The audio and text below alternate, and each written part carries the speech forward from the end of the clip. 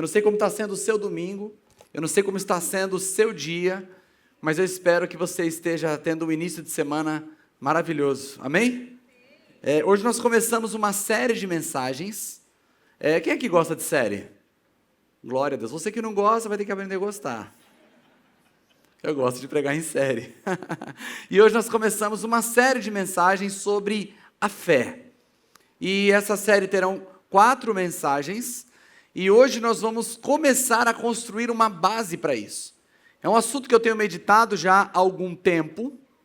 E eu tenho percebido que quando falamos de fé, nós acabamos falando de uma pequena faceta da fé, e não da fé de uma forma ampla. Nós olhamos para aquela amplitude de assunto, escolhemos uma das partes e acabamos definindo aquilo como fé. Não temos muita coragem de falar da fé num aspecto mais material, porque não queremos às vezes nos associar a uma certa doutrina de confissão positiva, e acabamos não falando da fé de forma ampla como Jesus falou. Porque Jesus não devia nada para ninguém, e nada para uma doutrina errada, ele estava estabelecendo uma doutrina completa.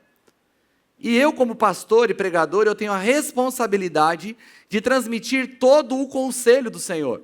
Olha o que diz Paulo aos irmãos de Éfeso, e isso ficou narrado ali no livro de Atos, no capítulo 20, no verso 27, quando ele está se despedindo dos irmãos ali de Éfeso, porque ele estava indo para Jerusalém, ele já sabia que ele seria preso naquele lugar, então ele diz para os irmãos que ele estava com a consciência limpa. O verso 27 diz: pois não deixei de proclamar-lhes toda a vontade de Deus. A revista aí atualizada não vai falar toda a vontade, ele vai dizer todo o conselho de Deus. Ou seja, Paulo esteve entre os irmãos de Éfeso e estava comprometido em compartilhar todo o conselho de Deus, tudo o que as Escrituras dizem. Todo pregador, ele tem um assunto predileto. Lembra aí de um pregador que você conhece, e você vai começar a perceber que ao longo do tempo ele prega a mesma coisa de jeito diferente. Ele vai para lá e volta para cá, mas está pregando sempre sobre o mesmo assunto. Eu tenho meus assuntos prediletos. Você que me vê pregar há muito tempo sabe que eu falo muito sobre transformação, falo muito sobre arrependimento, mudança de mente, mas tudo está conectado com o assunto da fé. E essa série eu quero me propor a responder algumas questões. Questões como o que é e o que não é fé bíblica. Assuntos como a fé atua, como a fé cresce, como que a fé pode ser aplicada a questões da vida prática. Eu poderia, a começar com essa pergunta, o que é e o que não é fé bíblica, eu poderia começar respondendo com Hebreus 11, que foi o texto que Osni usou no momento da oferta, que começa dizendo que a fé é, ou seja, talvez seria o texto mais objetivo. Se eu estou perguntando o que é a fé, talvez não exista nenhum texto mais direto do que Hebreus 11. Mas, quando nós vamos direto para Hebreus 11, ignorando que tem Hebreus 1, Hebreus 2, Hebreus 3 e todo o contexto, nós podemos, diante dessa objetividade do texto, não captar tudo que o texto quer nos dizer. Então nós vamos chegar em Hebreus 11, o capítulo 11 de Hebreus vai ser muito dito em toda essa série, mas eu queria antes construir algo nas palavras do nosso Senhor Jesus. Eu queria que você abrisse a tua Bíblia em Marcos capítulo 11, a partir do verso 20. Marcos 11, a partir do verso 20, vai dizer assim: de manhã, ao passarem, viram a figueira seca desde a raiz. Pedro, lembrando-se, disse a Jesus: Rabi, a figueira que amaldiçoaste secou. Jesus respondeu: tenham fé em Deus. Em verdade lhes digo que se alguém disser a este monte: levanta-se e atire-se no mar, e não duvidar no seu coração, mas crer que acontecerá o que diz, assim lhe será feito. Portanto, eu digo que tudo que pedirem em oração, creiam que receberão, e assim sucederá. Quando estiverem orando, se tiverem alguma coisa contra alguém, perdoem-no, para que também o Pai Celestial perdoe as transgressões de vocês. Deixa eu te contextualizar. Verso 13 e 14 do capítulo 11 de Marcos, Jesus está indo de Betânia a Jerusalém. A distância entre Betânia e Jerusalém era mais ou menos 3 quilômetros. Alguns caminhos davam 6 quilômetros, outros 9 quilômetros, mas a distância em linha reta era 3 quilômetros. Jesus se hospedava em Betânia regularmente quando ia para Jerusalém. Porque em Betânia moravam seus amigos, Lázaro, Marta, Maria, e era um ambiente onde ele estava acostumado. Então, quando ele ia para Jerusalém, normalmente ele ia para Betânia, ficava ali, e ele fazia esse trajeto mais curto para Jerusalém.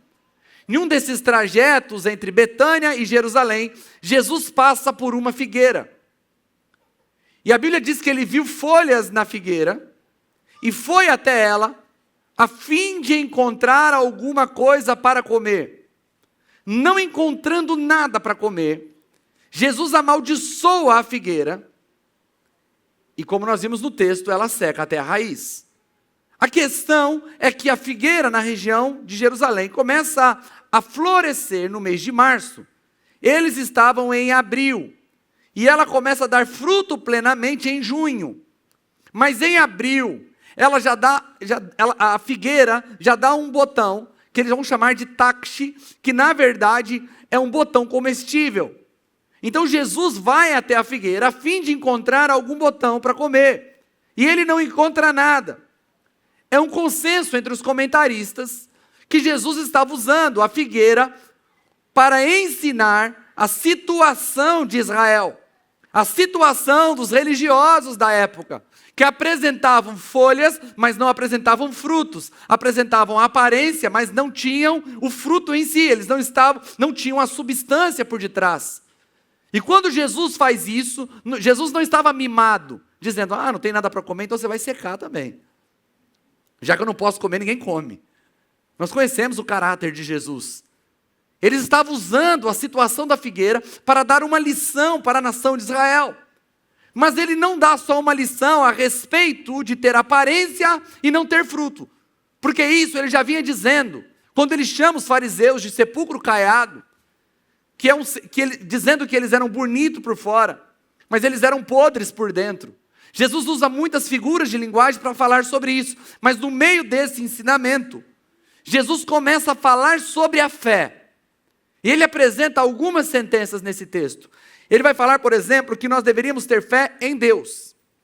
Ele vai dizer que existe um poder em dizer sem duvidar. Olha o que ele vai dizer no verso 23. Em verdade lhes digo, que se alguém disser a este monte, levanta-se e atire-se no mar, e não duvidar no seu coração, mas crer que acontecerá o que diz, assim lhe será feito. Nós vamos falar disso em outra mensagem. Ele vai falar que nós devemos orar, crendo na resposta positiva de Deus. Ele vai falar sobre perdoar enquanto exercemos fé. Como hoje a pergunta é o que é e o que não é fé bíblica, eu vou me apegar somente à primeira sentença de Jesus. As outras nós vamos explorar nas outras mensagens. E a primeira sentença dele é: tenham fé em Deus. Parece muito óbvio, de todas as sentenças que Jesus proclama nesse texto, nessa passagem, o ter fé em Deus parece a mais óbvia. Você poderia me dizer assim, pastor, vamos para a próxima, eu quero ouvir sobre esse negócio de falar sem duvidar. Eu quero entender esse poder de transportar montanha para o meio do mar. Vamos pular o tenhamos fé em Deus, que eu acho que aqui todo mundo sabe o que isso significa. Mas acredite em mim, se nós não entendermos essa primeira sentença, nós corremos um grande risco de não vivermos a fé bíblica. Você poderia me perguntar, mas existe algo diferente do que ter fé em Deus? Eu queria te explicar isso usando uma letra de uma canção popular. Eu vou usar essa letra para mostrar qual é a fé que a maioria dos brasileiros tem, inclusive muitos cristãos evangélicos no nosso país. Então essa canção é para revelar esse engano da fé que não é a fé bíblica. Olha a letra, você deve conhecer, é uma música do Gilberto Gil. Não vou cantar, pode ficar tranquilo, tá? E ela tem como tema andar com fé. Olha que o texto diz, a palavra da música, a letra da música diz: andar com fé eu vou, que a fé não costuma falhar. que a fé está na mulher, a fé está na cobra coral, a fé está no pedaço de pão, a fé está na maré, na lâmina de um punhal, na luz, na escuridão, a fé está na manhã, a fé está no anoitecer, no calor do verão, a fé está viva e sã, mas também a fé está para morrer. O triste da solidão, certo ou errado até, a fé vai até onde eu quero que eu vá, ou a pé ou de avião. Mesmo a quem não tem fé, a fé costuma acompanhar, ou pelo sim ou pelo não, andar com fé eu vou, que a fé não costuma falhar. Já ouviu essa música, né? Não vem mentir para mim que você já ouviu. Você até cantarolou ela na sua cabeça que eu sei. Deixa eu dizer uma coisa, essa fé é a fé na fé. E esta é a fé que a maioria dos irmãos e a maioria dos brasileiros tem. Não é a fé em Deus, é fé na própria fé.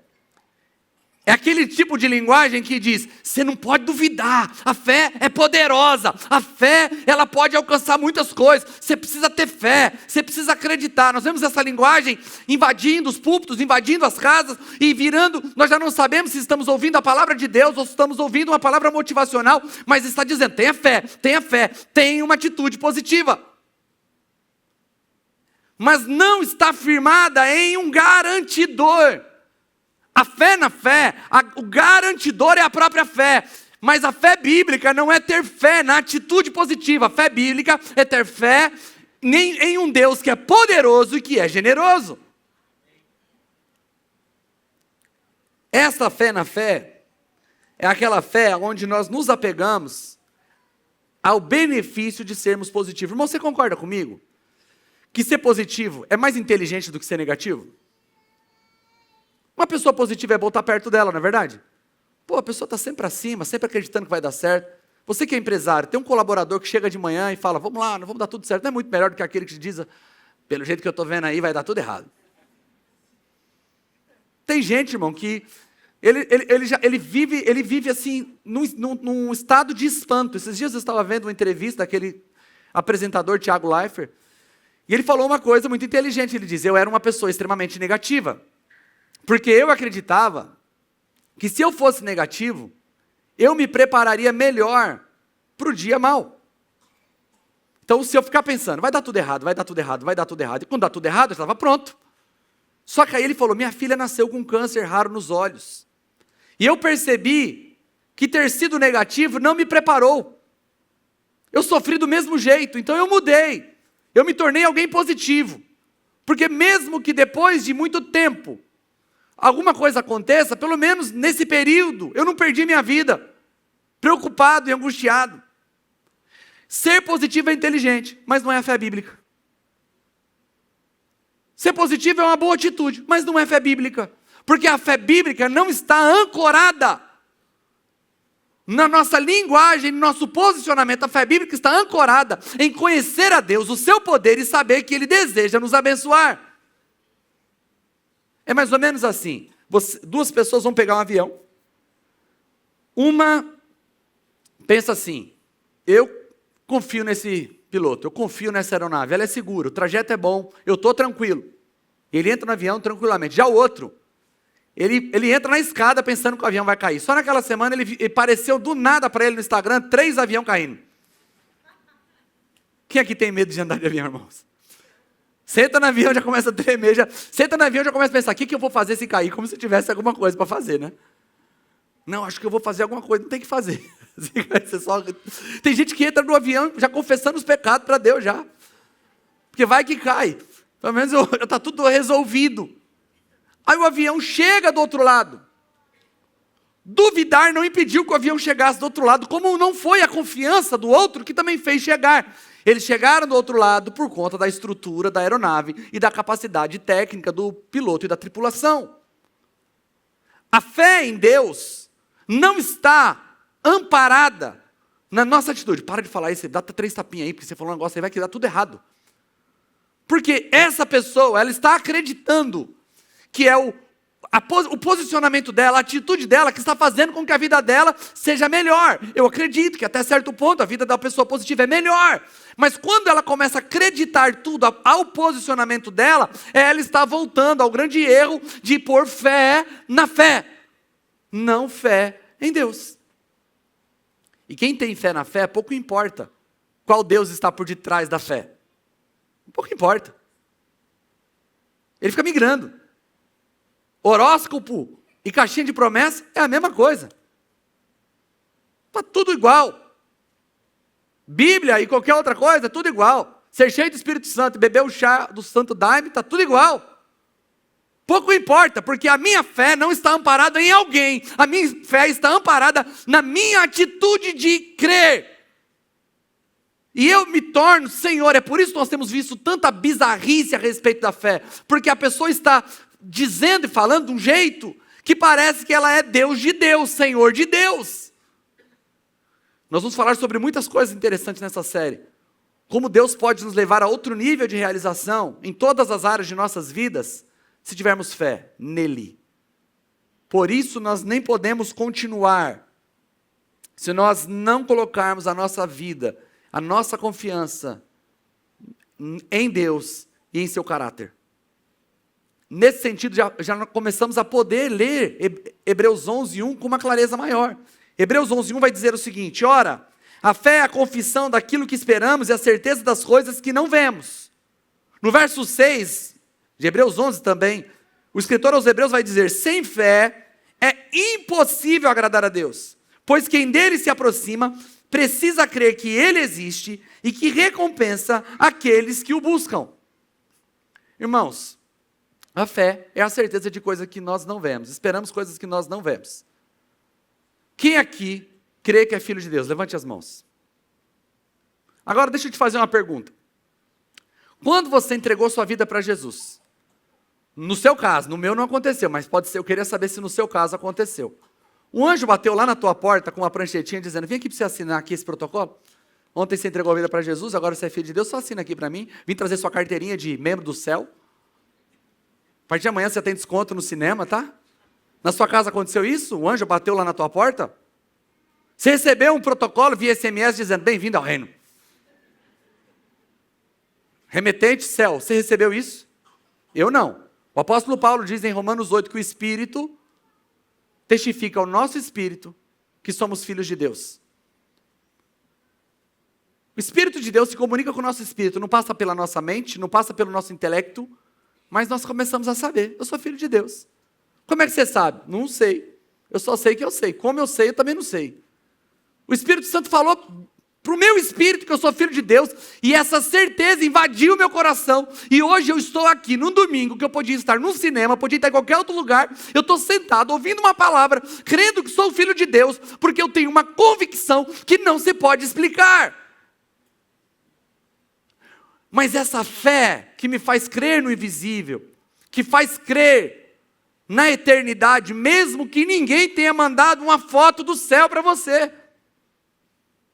Ô amigão, cheguei aqui, é top mesmo, continua firme aí, viu? Você recebeu uma mensagem dessa, irmão, você já desmaia.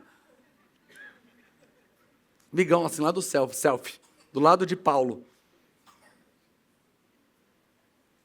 Você nunca recebeu uma foto dessa, mas você continua crendo que quando você morrer, você vai se encontrar com Jesus. Isso é fé. Mas o escritor aos Hebreus vai dizer que não é só isso. É crer na existência de Deus. E crer que Ele recompensa aqueles que o buscam. A fé está firmada na certeza de que Ele existe, mas também na certeza de que o caráter dEle é generoso. Ele deseja recompensar aqueles que o buscam. Versões mais clássicas vão dizer que Ele é galardoador dos que o buscam. Ou seja, Ele gosta de presentear aqueles que estão o buscando. Sem fé é impossível agradar a Deus, pois é necessário que aqueles que dele se aproximam creiam que Ele existe, mas que também Ele é bom. Começamos a construir nossa visão de fé olhando para o caráter do nosso Deus. É assim que somos salvos. Paulo vai dizer aos Efésios, no capítulo 2, no verso 8, ele vai dizer o seguinte: pois pela graça vocês são salvos, por meio da fé. Isso não vem de vocês, é dom de Deus. Como somos salvos? Somos salvos pela graça. Que é a graça? A graça é a manifestação do caráter bondoso de Deus. Eu e você, pecadores, dignos do inferno, por conta de nossos pecados, de nossas transgressões, decidimos viver longe de Deus, decidimos abandoná-lo, viver do nosso próprio jeito. Ele poderia ter nos entregue à nossa sorte, deixarmos que passássemos a nossa eternidade longe dele, como queríamos, mas ele intervém, envia o teu filho para morrer no nosso lugar, para nos salvar. Graça, manifestação do caráter de Deus. Qual é a minha resposta a esse caráter? Fé. Eu acredito nesta oferta tão gigantesca e inexplicável. Salvação de graça, Ele me salva, porque Ele me ama, e Ele manifesta o seu caráter, e a única resposta que Ele me pede é a fé.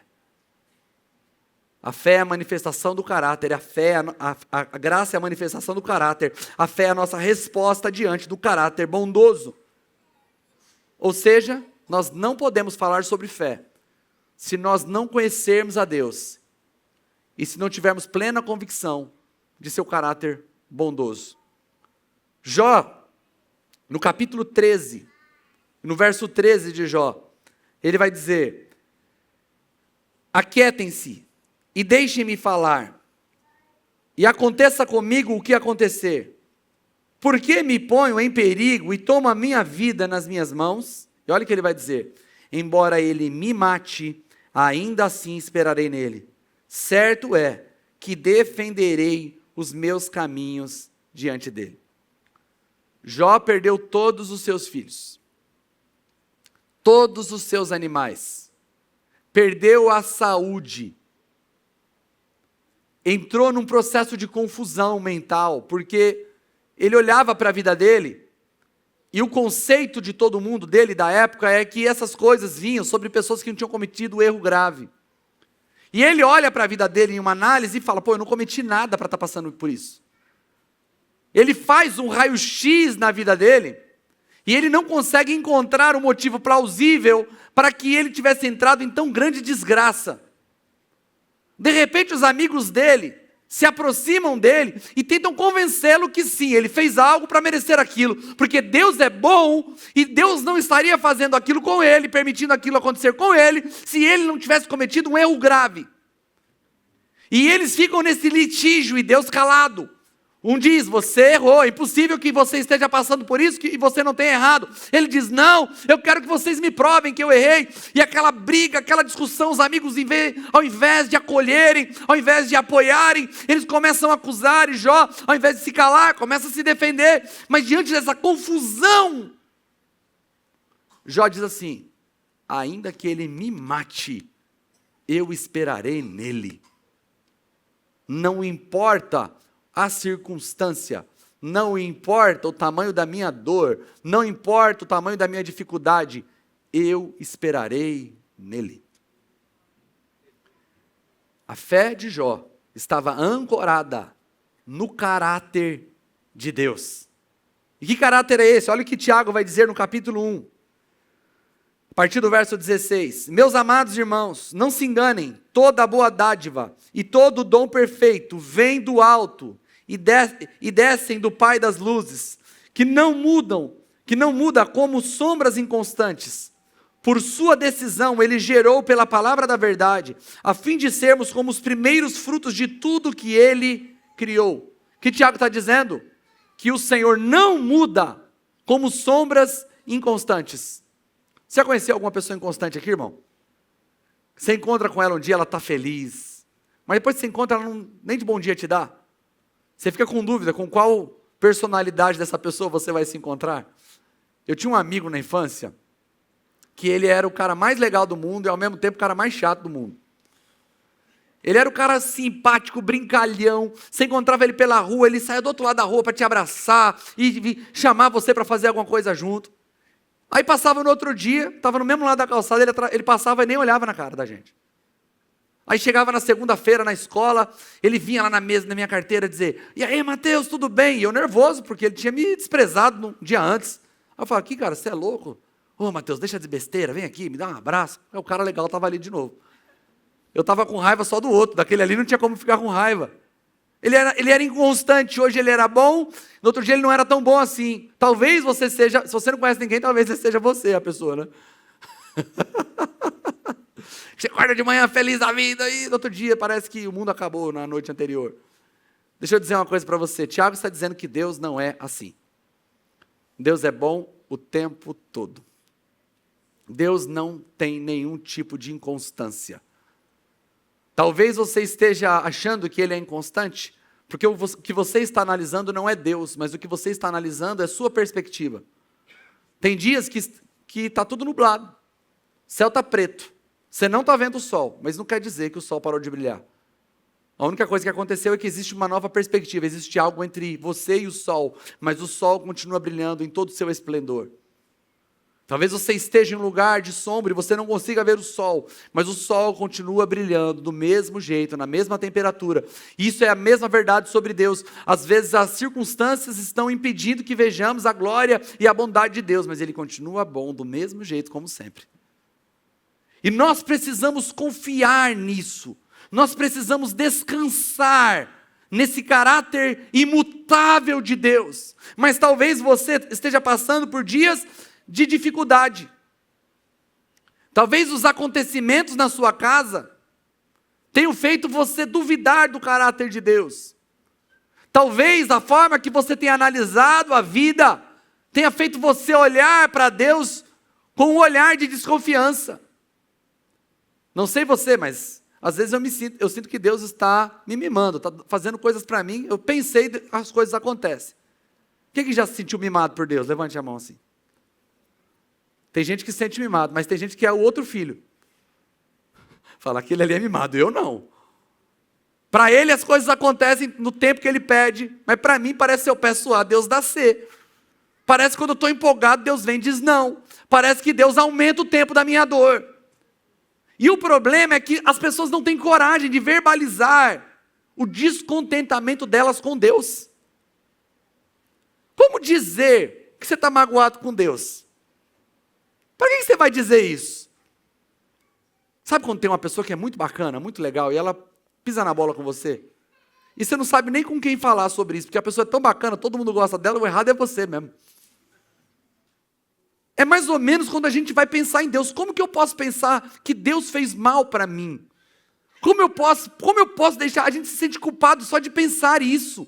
A gente se sente culpado só de deixar um pensamento desse passar por nossa cabeça. Mas tem muita gente que está ferido com Deus. Tem muita gente que já não acredita mais que Deus é bom. Como crer que Deus é bom diante de um sofrimento? Como crer que Deus é bom diante de uma perda? Como acreditar que Deus é bom quando dá certo para todo mundo, mas dá errado para você? Como nós não temos como continuar essa série sem estarmos convictos do poder e do caráter de Deus, eu quero terminar lendo para você Isaías 53, do verso 1 ao 5. Isaías 53, do 1 ao 5 diz assim: quem creu em nossa pregação? E a quem foi revelado o braço do Senhor? Porque foi subindo como um renovo diante dele, e como raiz em uma terra seca. Não tinha boa aparência nem formosura. Olhamos para ele, mas não havia nenhuma beleza que nos agradasse. Era desprezado, e o mais rejeitado entre os homens, homem de dores, e que sabe o que é padecer. E como um de quem os homens escondem o rosto, era desprezado, e dele não fazíamos caso. Certamente, ele tomou sobre si as nossas enfermidades, e as nossas dores levou sobre si. E nós o considerávamos como aflito, ferido de Deus e oprimido.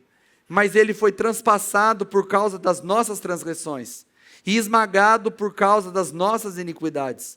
O castigo que nos traz a paz estava sobre ele, e pelas suas feridas fomos sarados. Olhar para Jesus é a única maneira de nos reconciliarmos com Deus. Porque a cruz do Calvário é um momento que transcende o tempo.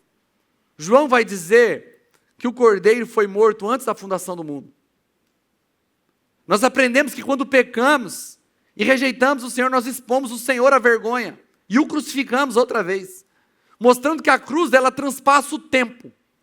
Na cruz do Calvário, embora você não tivesse nascido, embora você não pudesse ver, a Bíblia está dizendo que Jesus tomou sobre ele todas as nossas enfermidades, todas as nossas dores, e levou sobre si as nossas iniquidades. Isso quer dizer que a maior dor de Jesus na cruz não foram os cravos, a maior dor de Jesus não foi a lança que o transpassou pela lateral. A maior dor de Jesus foi que na cruz do Calvário, todas as enfermidades de todos os tempos foram depositadas sobre ele. Ele sentiu a dor de todas as enfermidades em um só momento. Mas ele não sentiu só a dor das enfermidades. A Bíblia vai dizer que ele levou sobre si todas as nossas dores. Jesus levou a dor da mulher rejeitada, Jesus levou a dor da mulher estuprada, da criança abusada, Ele levou a dor do homem abandonado, Ele levou a dor do pai que perdeu o filho, Ele levou a dor do irmão que perdeu outro irmão, Ele levou a dor do filho que perdeu o pai. Na cruz Jesus sentiu todas as dores. Imagine que momento esmagador. E sentiu o peso de todas as nossas transgressões. E com a dor de todas as nossas transgressões, ele sentiu o peso do abandono do Pai, que é a dor que eu e você sentimos por vivermos em pecado. Somos abandonados quando estávamos em pecado, temos o desprezo porque estamos debaixo da ira de Deus. Então a pergunta, onde Deus estava quando meu filho estava sendo abusado? Ele estava sentindo a dor do teu filho e a tua dor quando você descobriu. Ele estava sentindo a dor do pai que perdeu o filho, e ele sentiu a dor do filho quando morreu. E por que ele passou por tudo isso? Não para resolver todos os seus problemas, porque os nossos problemas são inerentes à nossa existência humana. Sofremos por escolhas erradas, sofremos porque a vida é assim mesmo, sofremos porque doenças acometem santos e não santos, acometem salvos e não salvos. Sofremos porque o mundo está sujeito ao pecado. Um dia Jesus enxugará dos nossos olhos todas as lágrimas. Não haverá problema, não haverá dor. Mas enquanto estamos aqui, temos que lidar com o sofrimento. Jesus diz que no mundo teríamos aflições. Se Ele não resolve todos os nossos problemas, se Ele não nos livra de todas as dores, acredite, Ele sabe o que você está passando, Ele conhece a tua dor, Ele também foi abandonado, Ele também foi traído, Ele sentiu todas as dores na cruz, para que quando você olhar para Ele, você continue crendo que Ele é poderoso e Ele é bom. Não tem como construir uma vida de fé sem essa certeza. Não tem como construir uma vida de fé. Tudo que nós vamos falar daqui para frente nessa série só faz sentido se nós entendermos o grande poder de Deus e que Ele é bom. E que Ele deseja me abençoar. E que Ele deseja cuidar de mim. Que Ele tem bons planos para mim. Então nessa noite, eu quero orar por você, para que você saia daqui feliz dizendo: Deus é poderoso, mas Ele não é só poderoso, Ele é bom. Eu sei que eu não estou percebendo muito essa bondade, porque eu estou comparando a minha vida com a vida de outras pessoas. Mas quando eu estou com Deus, ainda que Ele me mate, eu vou continuar esperando nele. Porque eu confio nele, Irmãos, nós depositamos essa confiança cega em homens. Nós vimos isso na eleição passada. Bolsonaro falava alguma coisa, você ia falar com alguém, não, mas ele sabe o que ele está falando, ele tem informações que você não tem. Você ia falar com alguém sobre o Lula falou isso, não, porque você não sabe, ele tem informação que você não tem. Você deposita essa confiança sua em homens, não dá para você depositar no Senhor. Estou passando por dificuldade, Deus sabe, Ele tem informações que eu não tenho, Ele conhece todas as coisas. Se você é capaz de confiar em homens cegamente, por que não confiar no Senhor? Por que não sair daqui dizendo: Deus conhece todas as coisas, Ele está no controle de todas as coisas, e eu confio nele, ainda que Ele me mate, eu vou continuar confiando. Não deposite a sua confiança em homens, deposite a sua confiança no Senhor. Ele é poderoso para fazer todas as coisas, mas Ele não é só poderoso, Ele te ama. Queria convidar você a ficar em pé neste momento. Queria muito te convidar a falar com o Senhor. Talvez você precise sair daqui com o teu coração fervendo, dizendo: eu confio em Deus, eu confio em Deus. As coisas nem estão parecendo tão boas para mim, mas eu confio nele, Ele é bom, Ele é bom, Ele é bom, Ele é bom. A despeito do que eu penso, Ele é bom, Ele é bom, Ele é bom. Mas comigo foi diferente do que o outro, mas não interessa, Ele é bom, eu confio nele. Porque só assim vamos construir uma vida de fé que faz sentido. Porque confiamos no caráter dele. É tão bom se relacionar com pessoas confiáveis. Nós estamos numa comunidade. Nós demoramos tempo para poder confiar uns nos outros. Você chega, você fica meio desconfiado. Você vai para uma célula, você não sabe se você pode confiar muito naquele líder. Não sabe se pode confiar muito no pastor. Você também chega, as pessoas ficam olhando você, não sabe se podem confiar em você plenamente. Mas a gente vai se relacionando, vai se conhecendo e vai confiando. E as coisas vão ficando leves. A sua relação com Deus tem que ser assim também. Deixa eu te fazer uma pergunta sobre a relação com Deus. Imagine você que um pai, ele financia os estudos do filho a custo de vender tudo que tem. Ele ensina o filho a ter bons modos. Ele ensina o filho a ter uma atitude boa para com os outros. Ele ensina todos os preceitos morais para o filho. O filho se forma com louvor na universidade. E formado com louvor, ele se torna tudo que o pai sempre sonhou. Um homem incrível, ilibado em suas atitudes. Só tem um problema: nunca mais ele vai visitar os pais. E ele não atende nenhuma ligação da mãe. E nunca liga para dar notícias. Você consideraria que esse filho é um bom filho, sim ou não? Mas ele fez tudo que o pai falou. Ele é honesto. Ele está ganhando muito dinheiro na faculdade que ele se formou. Mas nós não o consideraríamos o bom filho. Porque a bondade dele não está na obediência ao que o pai ensinou, mas no abandono da relação. Tem muitos cristãos que são ilibados moralmente falando. Pagam suas contas, fazem tudo o que Deus mandou fazer, só não se relacionam com ele. E Jesus morreu, não é só para te tornar melhor moralmente, mas para te reconectar com o Pai. Então não há fé que parta de um lugar que não exista relação.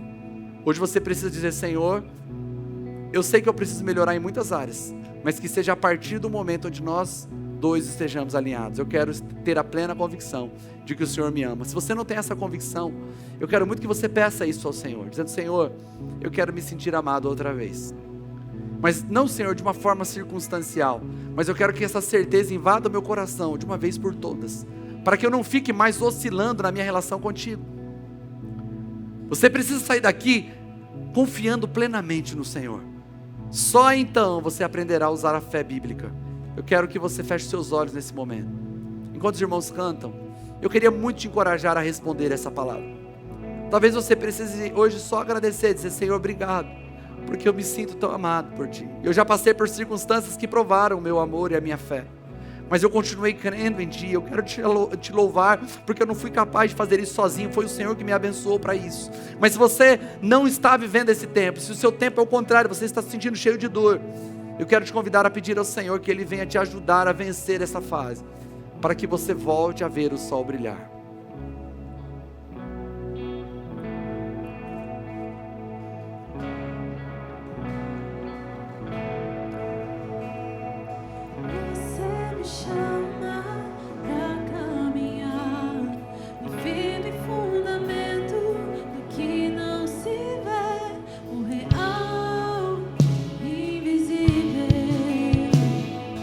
Que me faz ir além do que é tangível.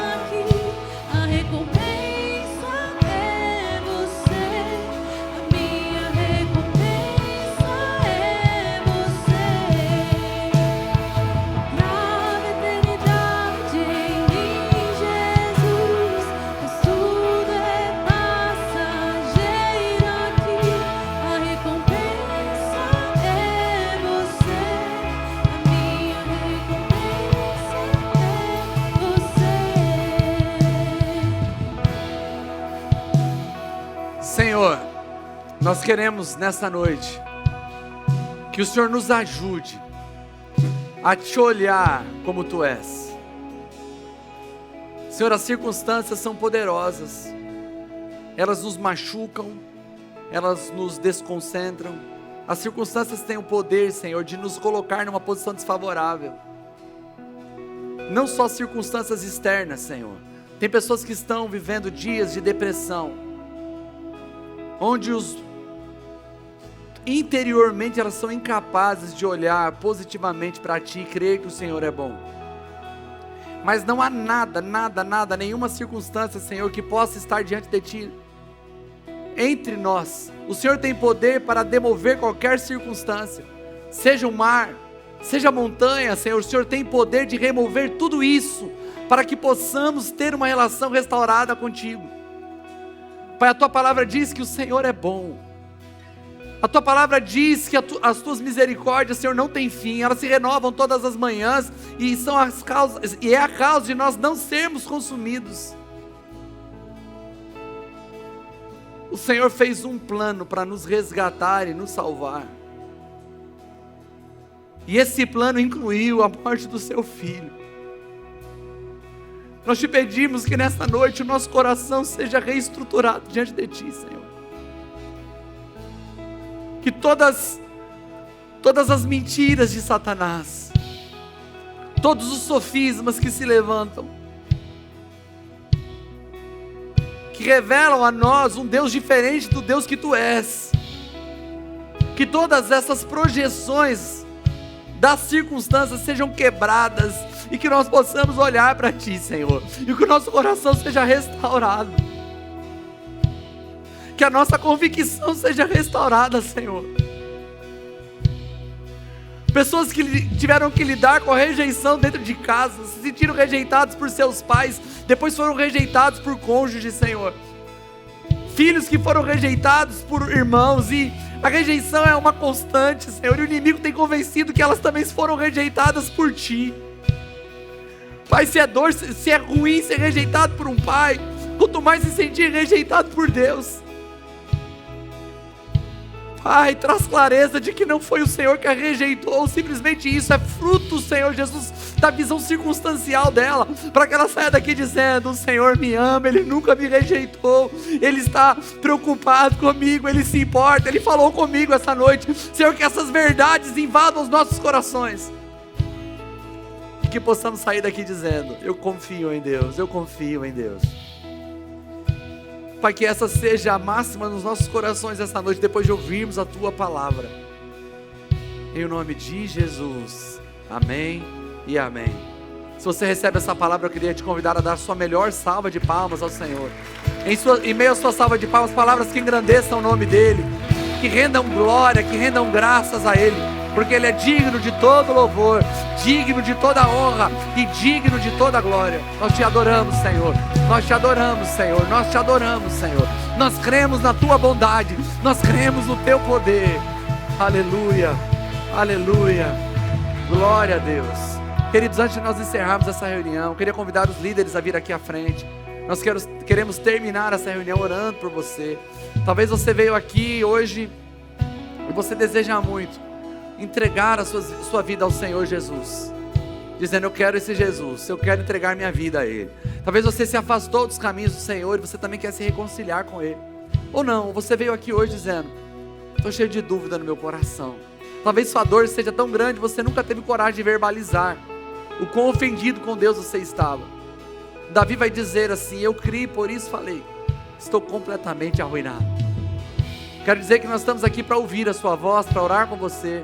Então, se você precisa de oração, se você precisa de ajuda, não vá embora sem pedir. Eles estão aqui justamente para servir você. Amém? Senhor, muito obrigado por esta noite. Obrigado por Tua palavra. Nós estamos aqui prontos para Te ouvir. Queremos entender e aprender a usar a fé, a viver em fé. Mas hoje, Senhor Jesus, nós entendemos que não há nenhuma construção que não parta do pressuposto de que o Senhor é poderoso e que o Senhor é bom. Muito obrigado por Tua palavra. Que o amor de Deus, a graça de Jesus Cristo, Seu Filho, e a comunhão do Espírito Santo esteja sobre cada um de nós, desde agora e para todos sempre. Todos digam amém e amém. Que Deus te abençoe, que você tenha uma ótima semana, e se você precisa de oração, não hesite em buscar.